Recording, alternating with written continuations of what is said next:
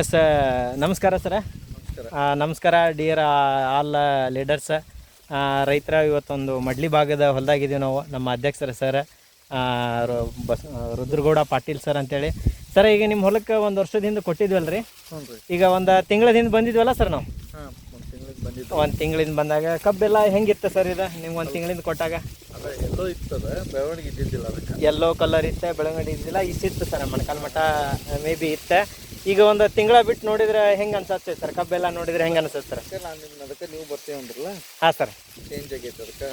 ಎಲ್ಲ ನಿಮ್ಮ ಮನಸ್ಫೂರ್ತಿಯಾಗಿ ಹೇಳ್ತಿರಲ್ಲ ಸರ್, ಒಂದು 4 ಜನಕ್ಕೆ ಎಲ್ಲ ಚಲೋ ಆಗೈತ್ರಿಪ್ಪ ಅನ್ನಂಗೆ. ಇಲ್ಲ ಯೂಸ್ ಮಾಡಿ ಚಲೋ ಆಗೈತೆ ಅಂತ ಕೇಳ್ತದೆ. ಹೌದಲ್ರಿ ಸರ್? ಎಸ್ ಸರ್, ಹೊಲಕ್ಕೆ ನೋಡ್ರಿ, ಒಂದು ಮಡ್ಲಿ ಭಾಗದ ಒಂದು ಗ್ರಾಮ ಸರ್. ಒಂದು ತಿಂಗಳ ಹಿಂದೆ ಕೊಟ್ಟು ಹೋಗಿದ್ವಿ.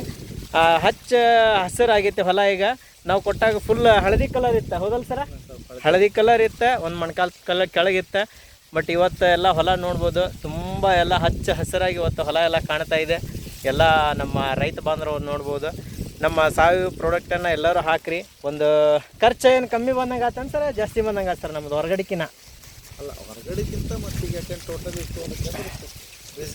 ರೀಸನೇಬಲ್ ಅನ್ಸೈತಿ. ಸ್ವಲ್ಪ ಕಮ್ಮಿನೂ ಬರ್ತೈತಿ ಸರ್, ನಮ್ಮ ಸಾವಯವ ಎಲ್ಲ ಕಮ್ಮಿನೂ ಬರ್ತೈತಿ.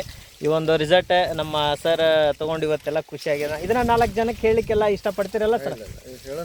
S sir, yes sir, yes sir, thank you. Yes, ಎಲ್ಲರೂ ನಮ್ಮ ಸರ್ವಶ್ರೀ ಪ್ರಾಡಕ್ಟನ್ನು ಯೂಸ್ ಮಾಡಿರಿ.